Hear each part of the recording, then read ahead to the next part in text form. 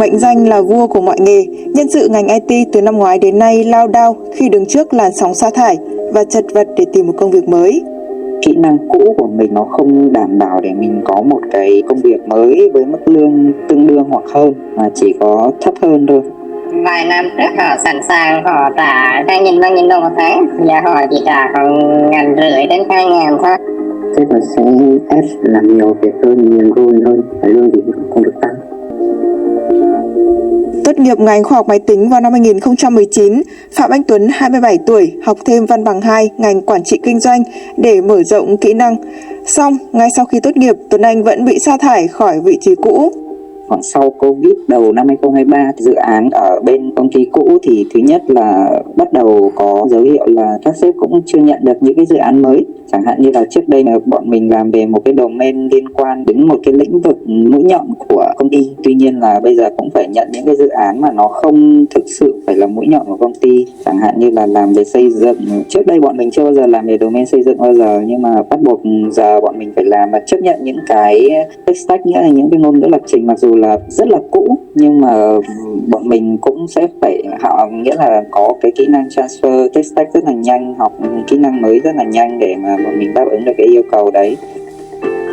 Sau khi nghỉ ngơi vài tháng, Tuấn Anh bắt đầu quay lại tìm việc, cầm 2 tấm bằng cử nhân đều ở các trường top đầu Hà Nội, nộp hồ sơ ở hàng chục công ty với nhiều quy mô khác nhau. Tuấn Anh chỉ được gọi đi phỏng vấn ở 7 công ty và đều được thông báo là không phù hợp. Khi mà mình phỏng vấn thì mình nhận ra là họ sẽ hỏi khó hơn, nghĩa là trong job description thì họ cũng có ghi, nhưng mà họ sẽ thường hay hỏi khá là rõ và yêu cầu ứng viên phải nắm rất là chắc, cực kỳ chắc và cực kỳ sâu sắc về cái đấy, thay vì kiểu như là cũng khơi lý thuyết như ngày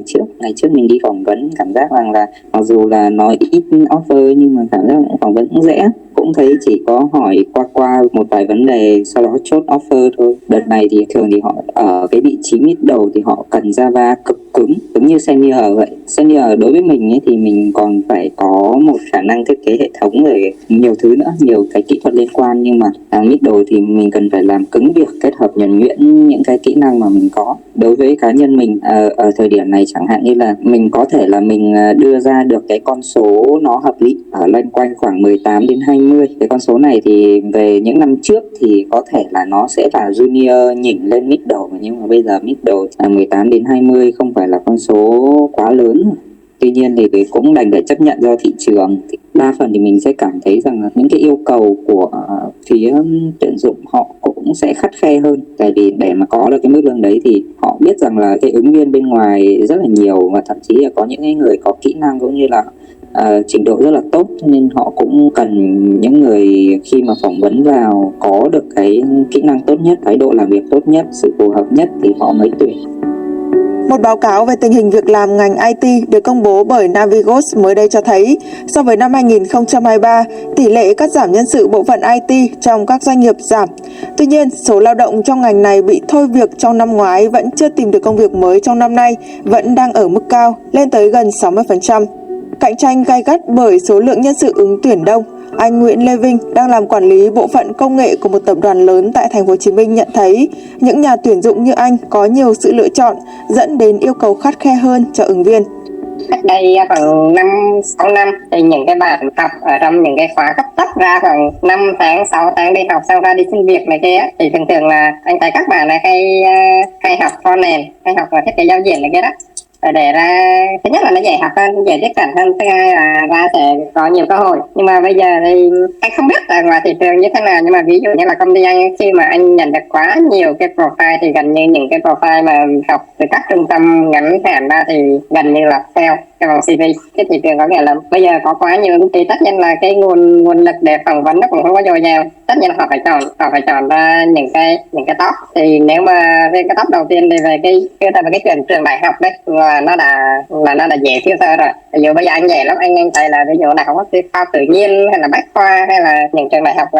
điểm cao một chút đó, GPA của các bạn ra cao đó, thì ok anh sẽ prefer hơn. Ví dụ hai người cùng 5 năm kinh nghiệm đúng không? Nhưng mà quan trọng là cái 5 năm kinh nghiệm đó là các bạn làm việc như thế nào. Có thể là bạn này tốt hơn bạn kia một chút gì đó, nhưng mà bạn kia được làm với lại những cái project khá là hay ho, thú vị, thử thách cả trong quá khứ và bạn được làm việc với những người giỏi hơn nhiều thì ok, cái đó là thứ nhất. Cái thứ hai là communication, kỹ năng mềm, và anh nghĩ là không có phải chỉ là vào nhận thông tin rồi làm việc đó, bởi vì là mình còn phải nói chuyện, mình còn phải giao tiếp, mình còn phải đi lấy thông tin từ người này người kia, hay là cách làm việc như đó. Anh nghĩ là kỹ năng mềm và cái kỹ năng giải quyết vấn đề linh hoạt trong một vài tình huống như này kia đó. Cái thứ ba là sẽ prefer những bạn có vẻ chăm chỉ hơn. Không những ít cơ hội và yêu cầu cao hơn ở ứng viên, mức lương cho những vị trí tương đương và số năm kinh nghiệm tương đương cũng được đánh giá là thấp hơn so với 2 năm về trước. Trước Covid hoặc là trong Covid, nó là cái khoảng thời gian mà mình tốt nghiệp xong ấy, hoàn toàn mình có thể nhận được cái mức lương khoảng 15 triệu junior thôi ấy, junior mà đã có mức lương 15 triệu rồi. Tuy nhiên là ở thời điểm hiện tại thì mình cảm thấy cái mức lương đấy là một cái mức lương nó tròn chèm middle, thấp hơn middle một tí. Middle có thể là 17 đến 20 tùy vào năng lực của mình cũng như là những cái gì mà mình học được cũng như là sâu ra cho nhà bên tuyển dụng. Đến thời điểm này thì mình công nhận là cái mức lương các công ty offer sẽ thấp hơn đâu đó khoảng 20%. Theo quan sát của anh Nguyễn Lê Vinh, năng lực của các nhân sự trẻ cao hơn nhiều so với cách đây 10 năm, nhưng cạnh tranh cao hơn khiến cho cơ hội việc làm ngày càng ít. Thêm vào đó, từ năm ngoái đến nay, khi các nhà đầu tư nước ngoài rót vốn ít hơn vào các startup công nghệ, mức lương dành cho nhân sự theo đó cũng giảm sút. Công ty anh này có vốn đầu tư ở nước ngoài và giờ khá là nhiều startup ở nước ngoài họ cũng về Việt Nam. Khi mà họ về Việt Nam á, những cái công ty startup đa số là họ sống nhờ vào vốn của các nhà đầu tư, nhưng mà kinh tế khoảng từ năm 2022 đến nay á, thì nó không có tốt cả trên toàn cầu luôn, chứ không có chỉ những Việt Nam. Cho nên là các nhà đầu tư bây giờ khi mà quyết định họ rót vốn cho một cái doanh nghiệp nào hay cho một startup nào á, thì họ sẽ đánh giá rất là kỹ về tiềm năng và họ sẽ thắt chặt chi tiêu lại. Ví dụ như hồi trước cùng một cái profile công ty đó họ có thể sẵn sàng đầu tư cho em 50 triệu đô, 100 triệu đô, nhưng mà bây giờ họ chỉ đầu tư 20 triệu đô thôi. Cùng với đó họ đầu tư ít mà nhưng mà họ lại đòi hỏi cao hơn. Thì khi mà đẩy về cái phía doanh nghiệp á, khi mà đẩy về cái phía doanh nghiệp thì tất nhiên là rõ ràng là họ sẽ phải thắt chặt hầu bao lại, bớt cái chuyện là xông xanh vung tiền tiêu tiền nhà nước như hồi trước đây. Thì thứ hai là bây giờ cái tình trạng layoff nó diễn ra khá là nhiều, cái nguồn nhân sự chất lượng cao bây giờ ra trường khá là đông, khoảng 2 năm 3 năm 5 năm kinh nghiệm và bạn tốt nghiệp điểm rất là cao, tiếng Anh rất là ok. Gặp với cả là cái tình trạng khó khăn đó, cộng thêm một cái mấu chốt là bây giờ AI rất là nhiều công việc và nó còn làm giảm bớt cái nhu cầu việc làm một phần nào đó, thì nó làm cho cái việc cạnh tranh bây giờ nó khá là căng và cái mức lương nó cũng không có được. Ví dụ như là vài năm trước tuyển frontend chỉ làm frontend thôi nhé, thì họ sẵn sàng họ trả từ mid cho tới senior, họ có thể trả 2.000-3.000 đồng một tháng. Đối với bây giờ cái mức anh nghĩ nó còn phải xuống 30% rồi, giờ họ chỉ trả khoảng 1.500 đến 2.000 thôi, và ngay cả bây giờ 1.500 đến 2.000 mình cũng có thể kiếm được full stack luôn, chứ không có nhất thiết là chỉ là một frontend hay chỉ một backend. Làm việc trong một đơn vị săn nhân sự ngành IT, Nguyễn Hồng Nhung cho biết mức lương được kéo giảm đáng kể so với cách đây 2 năm về trước.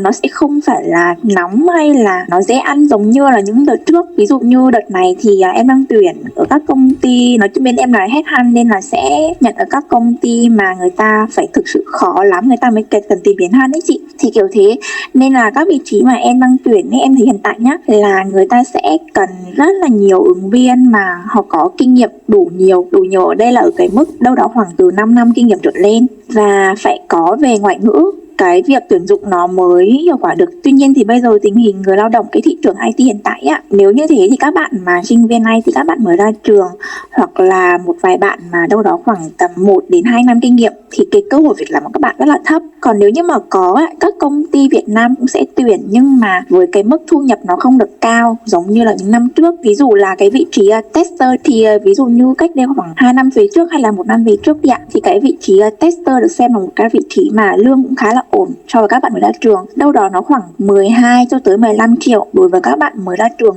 cách đây khoảng tầm 1-2 năm trước. Nhưng mà thời điểm hiện tại thì cái vị trí tester nó chỉ đang ở cái mức lương khoảng từ 7 cho đến 9 triệu với các bạn mới ra trường thôi. Thì em thấy là một cái sự gọi là khác biệt, thì nó cũng đồng nghĩa với việc là cái thị trường nó khó, nhưng mà với cái mức lương như thế nhưng mà rất là nhiều ứng viên. Gần đây thì em có tuyển một vị trí back-end, vị trí này thì yêu cầu ứng viên đâu đó khoảng tầm từ 7 năm kinh nghiệm. Cũng có một ứng viên của em và anh ý đã đi làm và anh ý đã ở cấp gọi là CTO rồi, thì cái mức lương cũ của anh ấy đâu đó khoảng tầm 5.000 đô, nhưng mà anh ý vẫn sẵn sàng apply một cái vị trí mà mức lương 70M thì nó sẽ là bằng một nửa, gần như là bằng một nửa cái lương mà anh ấy đang nhận, nhưng mà anh ấy vẫn chấp nhận. Thì có thể là bởi vì không phải là do cái vị trí nó giảm xuống lương, mà là do cái hiện tại cái thị trường nó rất là ít cái job mà nó có sự tương đương cái lương của mình đã nhận mức cũ ấy chị. Đó thì em nghĩ là cái này nó nằm về cái hành vi tìm việc và cái lý do mà người ta thay đổi công việc nữa.